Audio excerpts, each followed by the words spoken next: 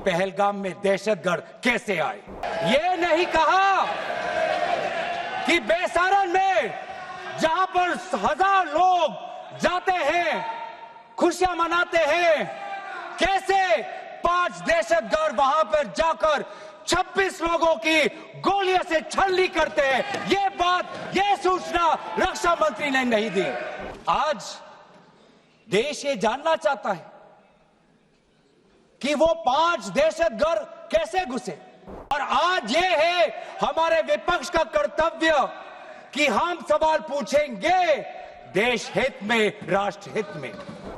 आज हम इस विशेष चर्चा में भाग लेने के लिए खड़े हुए हैं और ये चर्चा इसलिए हो रही है क्योंकि हाल में ही जो युद्ध हुआ वो एक सूचना का युद्ध था। एक प्रकार से हम पड़ोसी देश और दुनिया भर को सच्चाई की सूचना देना चाहते थे और कुछ ऐसे ताकत थे, ऐसी शक्तियां थी जो भ्रम का सूचना सारे देश में, सारे दुनिया में फैला रहे थे। और इसीलिए इस चर्चा का विशेष मांग यह है कि आज सच्चाई सदन में आनी चाहिए। सच्चाई पहलगाम की आनी चाहिए, सच्चाई ऑपरेशन सिंदूर की आनी चाहिए, सच्चाई विदेश नीति की आनी चाहिए। और यही आज हमने सूचना का जो युद्ध की बात हम कर रहे हैं वो आज हमने आदरणीय राजनाथ सिंह के भाषण में सुना। बहुत से सूचनाएं दी उन्होंने, बहुत से जानकारी दी, लेकिन रक्षा मंत्री होने के नाते ये नहीं कहा कि पहलगाम में दहशतगर्द कैसे आए। ये नहीं कहा कि बेसारन में जहां पर 1000 लोग जाते हैं, खुशियां मनाते हैं, कैसे 5 दहशतगर्द वहां पर जाकर 26 लोगों की गोलियों से छलनी करते हैं। ये सूचना रक्षा मंत्री ने नहीं दी।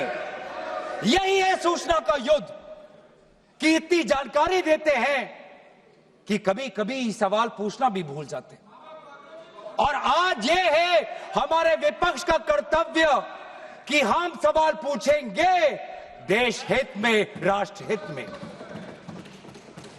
आज देश ये जानना चाहता है कि वो 5 दहशतगर्द कैसे घुसे और उन दहशतगर्दों का भी मकसद था। पाकिस्तान से आए हुए वो दहशतगर्दों का क्या मकसद था? उनका मकसद था कि जम्मू कश्मीर की अर्थव्यवस्था को तनाव करना, विनाश करना। उनका मकसद था कि भारत देश में एक सांप्रदायिक वातावरण का जन्म देना। उनका मकसद यह था कि भारत और पाकिस्तान का एक हाइफिनेशन होना। यह था उनका मकसद। लेकिन सर, मुझे दुख है कि आज राजनाथ सिंह जी ने सैनिकों की बात तो की, लेकिन जो हमारे भारत की जो आवाम है, जो जनता है, जो उन्होंने पाकिस्तान के दहशतगर्दों का पूरी जो मंशा है उस पर उन्होंने पूरा नकारा और हम एकजुट रहे। हम मुझे भारतीय होने का गर्व है।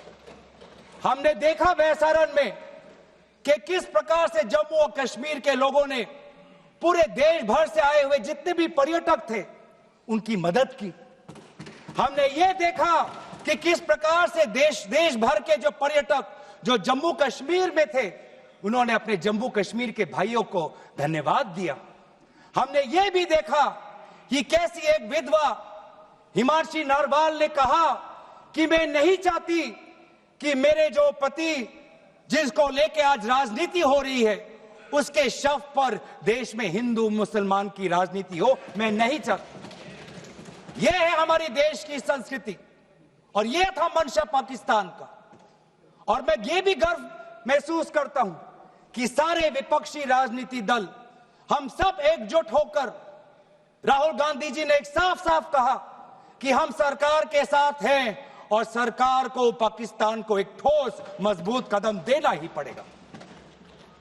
लेकिन देश ये भी जानना चाहता है, वे 26 लोग जो जिनके परिवारों में आज कोई गुजर गया, वे ये भी जानना चाहता है कि 100 दिन गुजर गए और वे 5 दहशतगर्दियों को यह सरकार पकड़ नहीं पाई।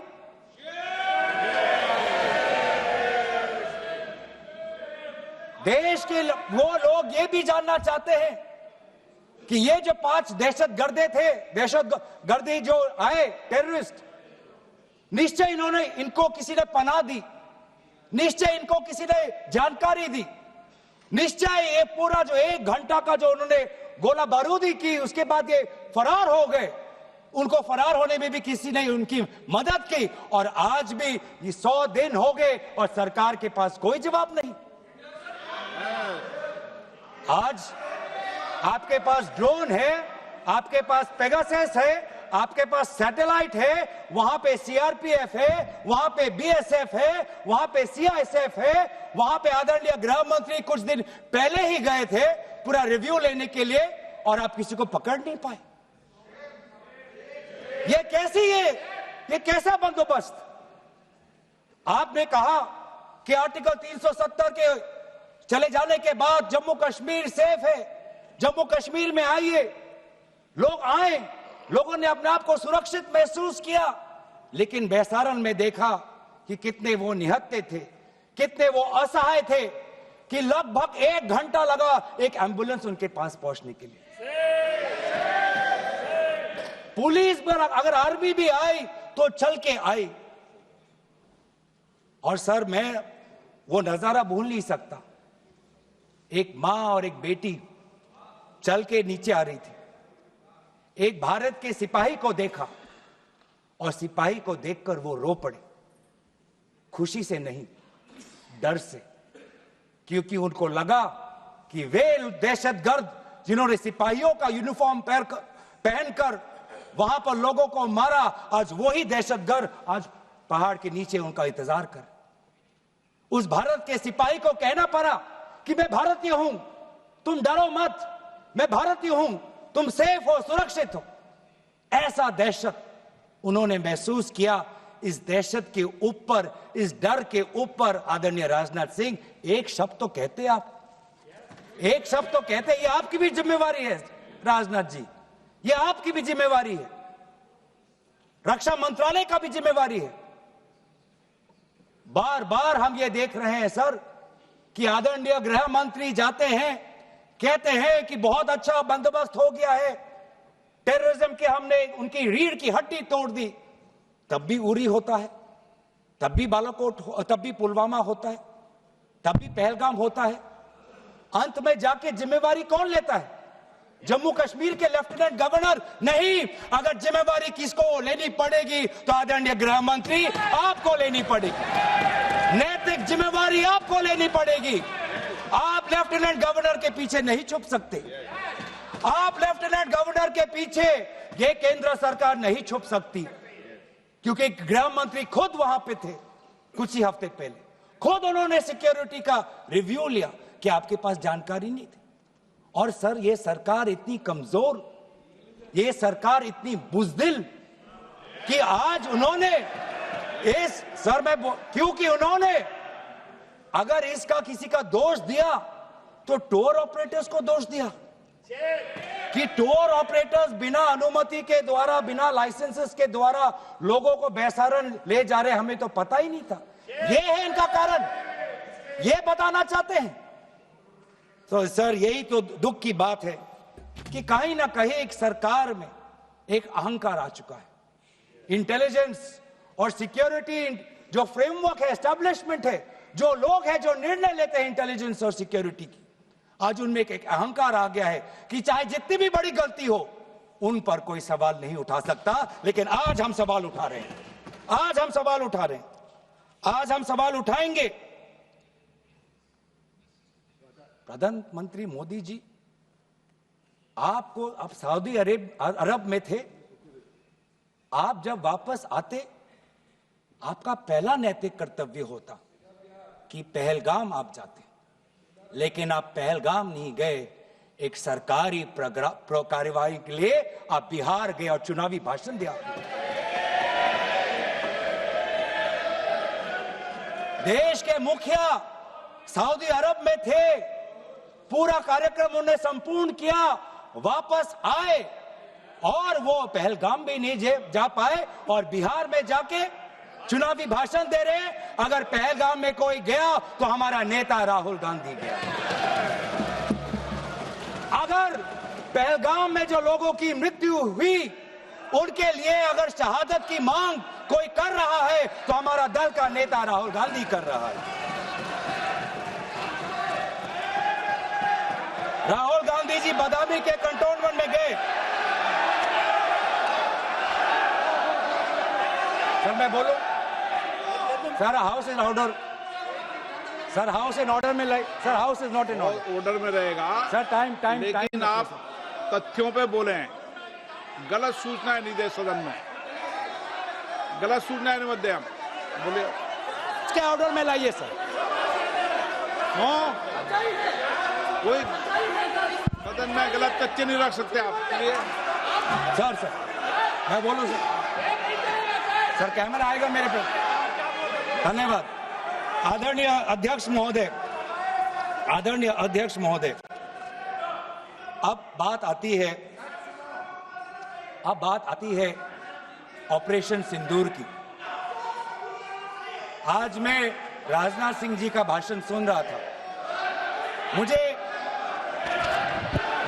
पता नहीं चल रहा था कि राजनाथ सिंह जी जो भाषण दे रहे थे वो किस समय का उजागर कर रहे थे।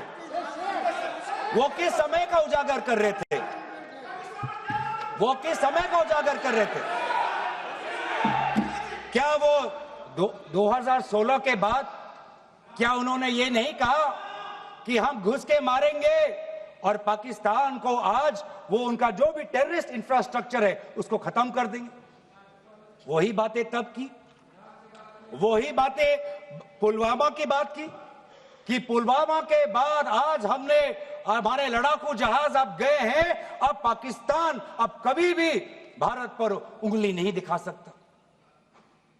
और उसके बाद आज दोबारा वही बातें कर रहे हैं। आज दोबारा वही बातें कर रहे हैं कि हम घुस के मारे, हमने ये किया, फलाना किया। और ये अब भी कह रहे हैं कि ऑपरेशन सिंदूर कंप्लीट नहीं हुआ, अधूरा है, क्योंकि कल को जाके दोबारा पाकिस्तान कर सकता है। ये खुद कह रहे हैं, ये खुद कह रहे हैं, ये खुद कह रहे हैं कि इसके पश्चात भी पाकिस्तान कल को जाके कर सकता है। तो ये कैसा, ये जो सफल कैसे हुआ, फिर क्या सफल हुआ? आज ये खुद कह रहे हैं कि हमारा मकसद युद्ध का नहीं था। हम पूछना चाहते क्यों नहीं था, होना चाहिए था। आज उन्होंने खुद कहा कि हमारा मकसद जमीन लेने का नहीं था। क्यों नहीं था? पाकिस्तान ऑक्यूपाइड कश्मीर अगर आज नहीं लेंगे तो कब लेंगे? ये उन्होंने खुद कहा, इन्होंने खुद कहा कि हमारा मकसद था टेररिस्ट के इंफ्रास्ट्रक्चर पर आक्रमण करना। तो क्या हमने उरी के समय नहीं किया? क्या हमने पुलवामा के समय नहीं किया? लेकिन उसके पश्चात भी पाकिस्तान का इतना साहस कि आज उन्होंने पहलगाम में जो पिछले 20 वर्षों में हमारे भारतीय नागरिकों पर सबसे दर्दनाक अगर हमला हुआ है तो आपके समय पे हुआ है। आपके समय में उरी हुआ, आपके समय में पुलवामा हुआ और आपके समय में आज पहलगाम हो रहा है। कुछ बातों का उजागर किया, कुछ किताबों का भी उजागर किया। ये नई प्रक्रिया है सर। हर चर्चा में आदरणीय भाजपा के नेता एक किताब उठा लेते हैं, फिर कुछ पंक्तियां वहां से पढ़ते हैं। मैं इतिहास के पंक्तियों को नहीं पढ़ना चाहूंगा। आज हमारे भारतीय सेना के जो बड़े अफसर हैं, मैं उनकी बात में पढ़ना चाहूंगा। दुख की बात तो यह है सर कि ये वो बातें हैं जिन्हें हमें भारत के अंदर सुनना चाहिए था। लेकिन अगर पहली बार अगर हमने सीडीएस को सुना तो हमने सिंगापुर में सुना, श्रृंगला डायलॉग में। ब्लूमबर्ग को वो जानकारी दे रहे थे, हमें नहीं सर, ब्लूमबर्ग को, क्या जानकारी दिया, मैं पूरा पढ़ लेता हूं without editing. What is important, क्या जरूरी, हिंदी में अनुवाद करने की कोशिश भी करता हूं। मत करो। क्या ये जरूरी नहीं कि जेट गिरे, पर क्यों गिरे, क्या गलतियां हुई, वो महत्वपूर्ण है। संख्या महत्वपूर्ण नहीं सर, 35 ही राफेल है देश में, 35 ही राफेल है। अगर उनमें से कुछ गिरे भी तो देखिए सर, मुझे तो लगता है कि बहुत बड़ी क्षति हुई।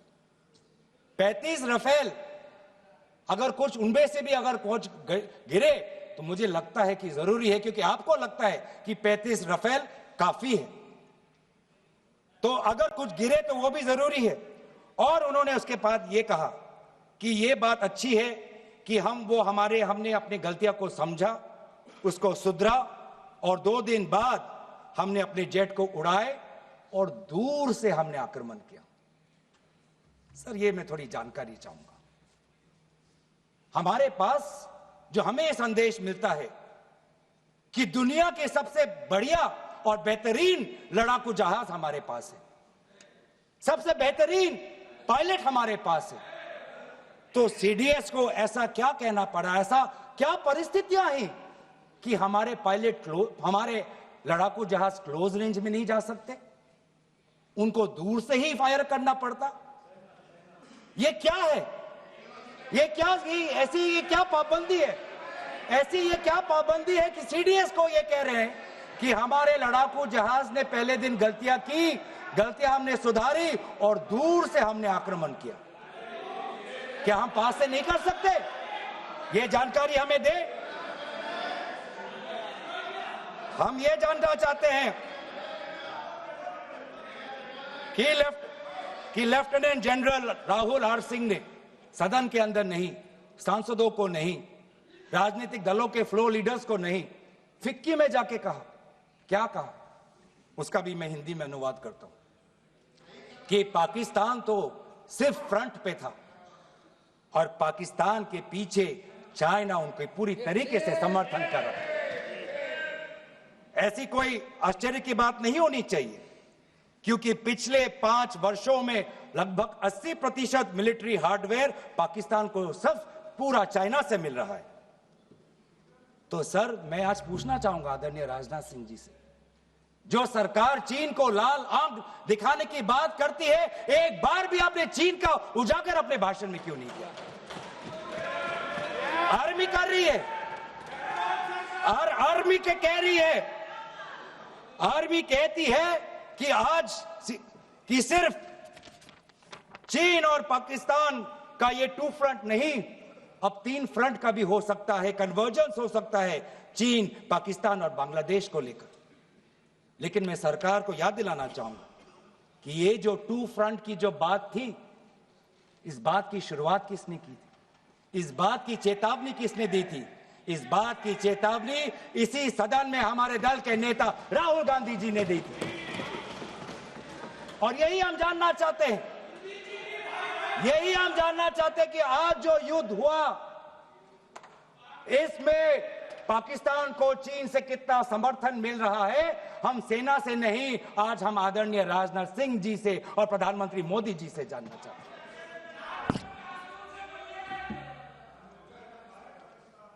और सर, इंडोनेशिया में जो डिफेंस अटैचे है, उसने तो ताज्जुब की बात कह दी।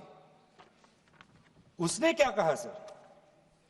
India defence attache group captain Shiv Kumar ने, हिंदी में दोबारा अनुवाद करता हूं, कि भारत ने लड़ाकू जहाज खोए तो खोए इसलिए क्योंकि कुछ मिलिट्री टारगेट्स पर आक्रमण करने पर पाबंदी थी। क्यों? क्या पाबंदी थी? ऐसे क्या ये राजनीतिक कंस्ट्रेंट्स थे? आपने कहा कि 9 टारगेट पे हमने आक्रमण किया, लेकिन हमें यह भी सूत्रों से जानकारी और मीडिया में आया है, और लेफ्टिनेंट जनरल राहुल सिंह ने खुद कहा कि पहले 21 टारगेट्स चुने गए थे और 21 से फिर 9 हुए। क्यों हुए? क्यों हुए? आज मैं ये जानना चाहता हूं कि पिछले 20 वर्ष में सबसे घातक आक्रमण हमारे महिलाओं पर हुआ, हमारे बच्चों पर हुआ, भारत के आत्मा पर हुई, हमने सबने वो दहशत को अनुभव किया। हम सब एकजुट हुए, हमने पूरी तरीके से समर्थन प्रधानमंत्री मोदी जी को दी कि अब जाइए। और ऐसा एक माहौल बन चुका था कि देश किसी भी कीमत चुकाने के लिए तैयार था। पूरा देश प्रधानमंत्री मोदी जी के साथ था, विपक्ष प्रधानमंत्री मोदी जी के साथ था। और अचानक 10 मई के दिन पे हमारे राष्ट्रदूत कहते हैं कि हम पाकिस्तान पर हमला करेंगे, और शाम के 10 मई को सूचना आती है कि पाकिस्तान के साथ अब युद्ध पर हम परिणाम दे रहे हैं, सीज फायर हो गया। क्यों हुआ? हम आदरणीय प्रधानमंत्री मोदी जी से जानना चाहते थे, अगर पाकिस्तान वाकई में अपने घुटने टिकने के लिए तैयार था तो आपने क्यों रुका? आप क्यों रुके? और किसके सामने आप झुके? किसके सामने आपने सरेंडर किया? किसके सामने आपने सरेंडर किया? वो अमेरिका के राष्ट्रपति जो 26 बार आज कह चुके हैं कि व्यापार को लेकर उन्होंने भारत और पाकिस्तान को सतर्क किया और दोनों को मजबूर किया कि वो इस जंग को छोड़े। 26 बार। आज राष्ट्रपति ट्रंप खुद कहते हैं कि 5-6 जेट गिरे हैं। एक जेट करोड़ अरब रुपयों का है, मिलियंस एंड मिलियंस का है। इसलिए हम जानना चाहते हैं, आज हमें स्पष्ट रूप से आदरणीय राजनाथ सिंह जी बताएं, देश पर विश्वास करें, देश में वो साहस है सच्चाई सुनने की। आज आप बताएं कितने लड़ाकू जहाज गिरे? हमारे में वो साहस है, क्योंकि ये सूचना, ये सच्चाई सिर्फ देश के नागरिकों के लिए नहीं, ये सूचना, ये सच्चाई हमें देश के जवानों को भी देना है। आज उनसे भी झूठ कहा जा रहा है, उनके बीच में भी भ्रम फैलाया जा रहा है। हम उनकी जो सच्चाई है आज हम सदन के अंदर लाना चाहते हैं। और सर, बात में आती है विदेश नीति की। किस मुंह से हम कहें कि विदेश नीति आज सफल हुआ है? किस मुंह से कहें? ये आदरणीय राजनाथ सिंह जी, शंगीला में जो डायलॉग हुआ, उस डायलॉग में जो ड्राफ्ट जो आया, जिसको भारत सरकार ने नकारा, वो ड्राफ्ट बनाने में हमारे ही कुछ सहयोगी देश थे, जिनका नाम मैं नहीं लेना चाहूंगा। लेकिन ऐसे देश जिसको हम परंपरागत दोस्त हम मानते हैं, ट्रेडिशनल एलाइज मानते हैं, आज उन्होंने भी इंडिया और पाकिस्तान को हाइफिनेट कर दिया। और आप ये शब्दों के खेल से आप खुश हो कि ब्राजील के डॉक्यूमेंट में ये जम्मू कश्मीर का पाकिस्तान का भी नहीं, ब्राजील के डॉक्यूमेंट में सिर्फ जम्मू कश्मीर में जो दहशतगर्दी हुई उसी की निंदा हुई, पाकिस्तान की निंदा नहीं हुई। पर आप उससे खुश हो? अगर आप उससे खुश हो तो मैं जानना चाहूंगा, जो $1 बिलियन का आर्थिक सहायता IMF ने दिया पाकिस्तान को, उस पर आपको क्या कहना है? हम जानना चाहेंगे, जो ADB एशियन डेवलपमेंट बैंक से 800 मिलियन का आर्थिक सहायता जो मिलेगा पाकिस्तान को, आज भारत उस पर क्या रवाई है? वर्ल्ड बैंक का जो $40 मिलियन आ रहा है, और ये पैसा किसको जाएगा सर? पाकिस्तान की नेतृत्व उनकी जनता या उनकी चुनी हुई सरकार नहीं, पाकिस्तान की सरकार का जो रिमोट कंट्रोल है वो पाकिस्तान की सेना के पास है। तो ये सारा पैसा वहीं जाएगा जहां पर हमने मिसाइल गिराई। तो क्या इतना भी हम नहीं कर पाए? क्या इतना भी ताकत नहीं? क्या इतना भी विश्व गुरु में लोगों का विश्वास नहीं, देश अंतर्राष्ट्रीय नेताओं का विश्वास नहीं कि IMF का एड ना जाए पाकिस्तान के पास, वर्ल्ड बैंक का एड ना जाए पाकिस्तान के पास, ADB का एड ना जाए पाकिस्तान के पास? आप में इतना भी ताकत नहीं कि एक देश ने पाकिस्तान को टेरर स्टेट का दर्जा नहीं दिया। एक देश ने आज FATF financial action task force में, जिससे बहुत नियंत्रण पाकिस्तान पे पड़ती थी, आज उससे वो 2022 में निकल आई ग्रे लिस्ट। क्या वो डालेंगे? तो इसीलिए आज हम ये मांग करते हैं कि सरकार अब डरिए मत, सच्चाई से डरिए मत। उस दिन भी देश सरकार के साथ दहशतगर्दी के खिलाफ खड़ा था, विपक्षी दल सरकार के साथ खड़े हैं और आज भी दहशतगर्दी के खिलाफ सच्चाई के पक्ष में देश और विपक्ष आज सरकार के साथ। आप हमें अपना दुश्मन ना समझे,